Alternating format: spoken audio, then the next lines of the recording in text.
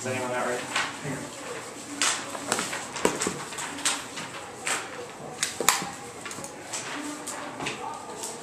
Oh, on the counterpoint, I'm starting with the solve sequence. And then I'm going to do the theory debate. Okay. Is anyone that right? Critique or not going forth, there's no offense here that can be cross-applied, else where the politics is that they have conceded that this had an extinction impact based on all dependence they have not answered. The food impact also was not answered, it's a war impact. These are extinction level events, which means nothing else should matter. It also destroy the workers, means they can't solve their case, it would disrupt the ability to create an effective quarantine system. Because it's all instituted on coordination of infrastructure, which they say the plan to be able to happen probably is impossible in the world to meet the war. They say that the mood collapse now, it will pass in the status quo. Our evidence to get this bill is just narrow enough that even though he doesn't have proof for other things, he has proof for this issue because it's getting narrow enough, and that there's momentum and that he can get bipartisan support. Their evidence, their best piece of evidence assumes a tax which 1NR has indicted thoroughly. Our evidence indicates that 1, this tax is not necessarily in the bill. 2, Reed just proposed it. 3, if it's true that the bill wouldn't pass because of the tax, they would take the tax out of the bill. That's not a reason why the bill wouldn't pass. It's the reason why the bill as currently formulated would not pass, because it does not take out any uniqueness arguments to because that argument is much better on this question. Now, group the theory debate. Neither of us have this argument on the flow. If you do, we'd really like to see it because we literally do not have this argument. Second is they don't remember what argument they made. The thing they said the thing that he thought he said was, this is not a logical link to the argument. If that is true, I don't think that's enough of an argument, even if it was in the 2AC. We read like 3 cards, extended a DA. We made all these arguments. Do you really not think any of them were arguments on why the DA is a logical link? All we have to do is win that there is a logical link, and we refute this argument sufficiently to at least be able to justify me answering these new 1A arguments. I think it's pretty logical. It's a sentence fragment. The dissent is the opportunity cost to the plan because the best dissent on this topic is the politics DA. The reason why immigration reform is not happening in the status quo is because of political pressures. There's no good DAs based on immigration bad means. If you get rid of this DA, you are nuking negative ground. The only argument here is that it's critical separated opportunity cost, but there's no justification for why that vision of operating cost is important. That leads to not testing the affirmative at all. It's probably a bad vision. There's no terminal impact of that argument. Why that's important for education. Negative ground out with education anyway, because if the negative loses every debate, there's no value to that education anyway. They say case out with util. I'm not sure why this would be relevant. Yeah?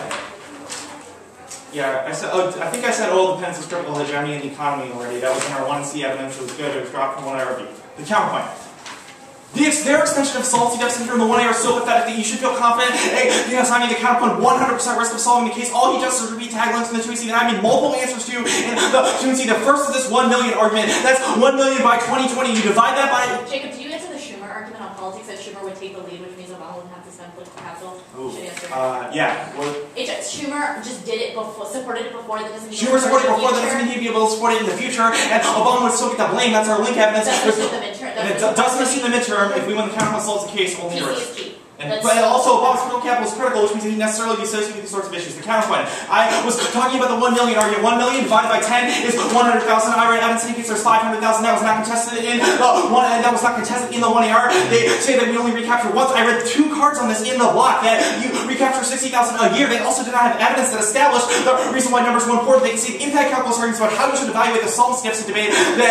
Specifically, that 1, they do not have evidence which indicates that even if they need this money, that this money would come. And 2, even if there are this many that could be used for it, that does not mean these many are necessary to solve, even if they could be possibly sufficient to solve, which means they have not established a necessary threshold for solving deficit. If you assign the counterpoint 100% risk and we lose the policy, you should still vote negative because the counterpoint is less changed. That is important because it proves that the plan is not necessary. It also means they have not justified the resolution if we run our counterpoints competitive, which means also you should vote negative. Tie goes to the runner, presumption goes negative. The counterpoint is less changed. They say it's still later. This is way more specific on this question. It says that cites specific instances of controversies in which the counterpoint is not controversial. They have not done any work to apply evidence here, which means you should defer to the evidence read in the block, which is very explicit. Now, the theory debate on the counterpoint. This argument should be framed in the context of the famous argument made in the 2NC about the 1AC cross-checks. Their act is functionally resolved nurses. There's nothing in the plan that specifies the number of nurses, how it would go down. Literally, the only thing in the plan is increase, which they have now clarified anew in the 1AR. They are not willing to defend. This at worst justifies new 2NR arguments, but I think it's also a reason why you should be inherently skeptical of all these arguments. Now, their best argument is resolutional focus is bad, and that even if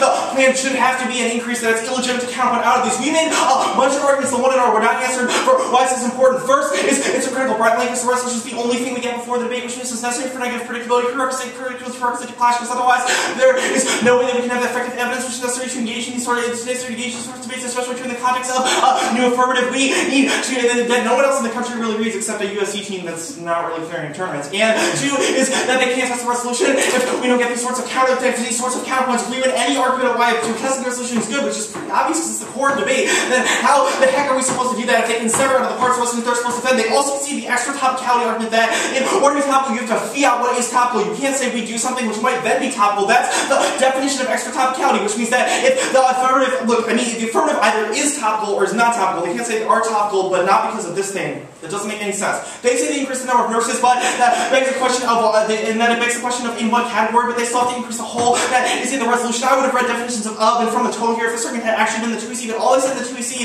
is that it's in the plain text, it's not competitive with the resolution, which means I shouldn't be expecting against this argument. It's totally new, and sort of above, they say it's not competitive with parts reason, all that's above, they say whole res is bad argument, it's not whole res, it's that you have to defend increasing one of the stems of the resolution.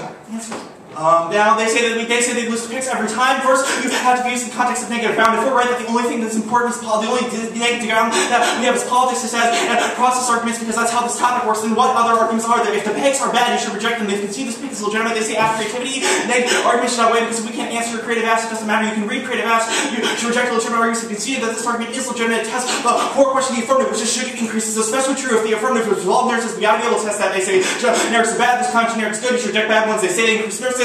That's begs the question of are they topical? They've conceded that in order to be topical, they have to increase. Yeah.